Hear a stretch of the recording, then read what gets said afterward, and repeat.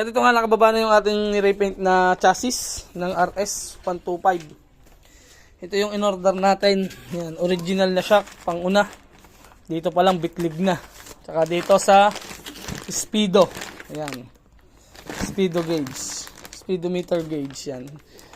Imimisin natin ng konti at talagang medyo mahal-mahal pag nabasag. Marami to. Marami to. Ito yung in-order natin sa kasa, mga kamekaniko. Ayan. Para din, siyempre, vlog natin para makita din yung may-ari. Ito yung in-order namin. Yan, umorder ako ng bagong swing arm kasi yung swing arm niya ay tagas tama na dito. Napakapangit. Kahit reparain, wala na rin. Yan. Umorder ako ng original na black set yan, mga kamekaniko. Isa-isahin ko pa ba sa inyo? Basta lahat orig. To, susian ata to. Langis, gasket, harness. Wala kasing harness, saka mga original cable. Binili ko na, mga kamekaniko. Yung mga kulang, oh. Gaya nito mga handle switch, wala rin siya. Yan, oh, napakarami. Ito, set ng sa center stand, binili na natin, side stand. Yan. Pati mga oil seal niyan, mga ano, lahat orig. Yan. Basta halos lahat to orig, mga kamekaniko. Ang binili nga pala nating rim ay aluminum. Yan. So yun nga, mga kamekaniko, magandang araw sa inyo. Ngayong araw ay yun, dumating na nga pala yung mga in-order natin sa kasa nung pyesa nitong RS125 na binubuo natin at taga Mindoro, mga kamekaniko. Ito nga pala yung nakita nyo naman doon sa una natin video ay medyo hiwa-hiwalay na o wala na, kulang na sa pyesa talaga. Medyo natagalan tayo kasi order niya sa kasa, isang buwan. Pero inabot ng isang buwan at kahalati din, mga kamekaniko, bago dumating.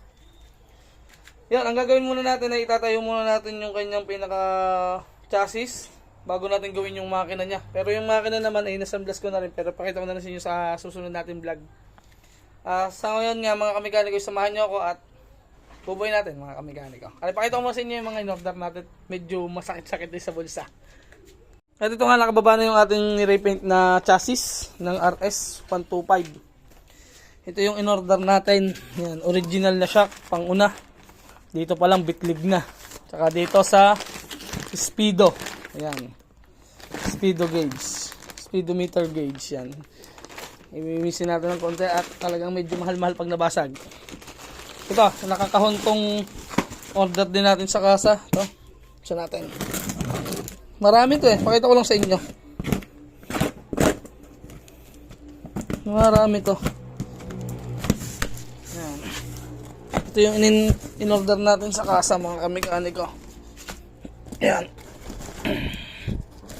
Para din, siyempre, vlog natin para makita din yung may-ari. Ito yung in-order namin. Yan, umorder ako ng bagong swing arm kasi yung swing arm niya ay tagas tama na dito. Napakapangit. Kahit reparain, wala na rin. Yan. Umorder ako ng original na black set yan, mga kamekaniko. Isa-isahin ko pa ba sa inyo? Basta lahat orig. To, susian ata to. Langis, gasket, harness. Wala kasing harness, saka mga original cable. Binili ko na, mga kamekaniko. Yung mga kulang, oh. Gaya nito mga handle switch, wala rin siya. Yan, oh, napakarami. Ito, set ng sa center stand, binili na natin, side stand. Yan. Pati mga oil seal niyan, mga ano, lahat orig. Yan. Basta halos lahat to orig, mga kamekaniko. Ang binili nga pala nating rim ay aluminum. Yan. Sa spring, yan, ito original na lang yung binili natin. Pero sabi na may-ari gusto niya stainless, nakabili na ako. Siyempre, kabit na natin itong mga orig. Yan. Langis. Marami to, piston ring, piston lock, yan, oh. Pati mga original na hose. Yan. Update ko kayo, mga kamekaniko, kakabit lang natin dito. Iyon. Mga original nga yung binili natin, hindi ni sa ano, sabi na may-ari para nga daw maganda. Ayan, mga kamekaniko, di update ko na lang kayo kung ano yung mabubuo natin ngayong araw. At lagi naman ganun yung vlog natin. Gusto ko nga rin kasi pulido yung kabit, tapos yun nga, isa pa ay wala tayong taga-video. Ayaw lang nagbibideo sa sarili natin. So yan, update ko mamayang hapon at kung ano yung may kakabit natin. Yan, mamaya na lang hapon. So yan mga kamekaniko, update at aray hapon na. May nagkabit naman tayo mga kamekaniko. Yan o. Pakita ko nga sa inyo ng ayos at talaga lang pagod na mga kamekaniko. Pero may nabuo naman tayo. Request din ito na mayari para makita daw niya yung vlog ng ating ginagawang RS. Yan. Balik natin sa stock. Pero medyo masakit-sakit na. Bitlig na kumbaga. Bitlig na sa pyesa. Gawa puro original tapos wala naman napakinabangan. Chassis lang tapos makina lang yung napakinabangan. Kaya yun. Ito, may nabuo na tayo ngayong araw mga kamekaniko. Ayan, naikabit na natin yung kanyang original lahat. Original yan. Original na sasian. Shock. Ayan.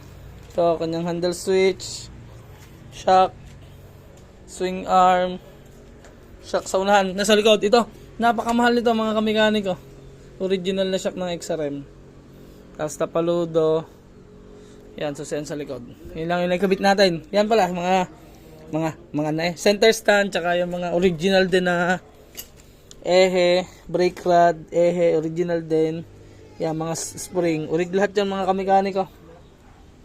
Yan, wala tayong kinabit na ano. Tapos request nga din pala na may-ari ay stainless lahat yung kanyang tornilyo. Yan, pinipilit natin maging stainless kaso medyo mumurahin lang, alin lang kasi yung yayamanin bolts medyo masakit-sakit lalo yan kung yun ipo-kumpletuhin natin. Kaya ito na lang.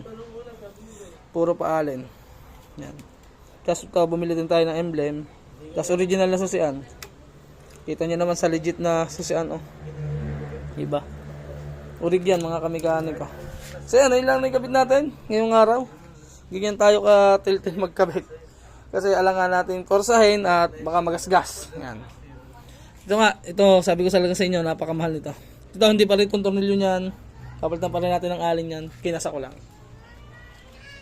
Ayun mga kamekaniko, di yun nga, napakita ko na sa inyo, yung nabuo natin. At bukas ay magbablog ulit tayo kung ano man ang agenda natin bukas mga kamekaniko. So yan, hanggang dito na lang. Salamat sa mga sumama sa ating video ngayong araw, sa mga followers ko dyan. Maraming salamat sa inyo. Dumadami na tayo mga kamekaniko. So yan, tapusin natin yung vlog natin at bukas update ulit kayo at tayo magbablog. Peace out!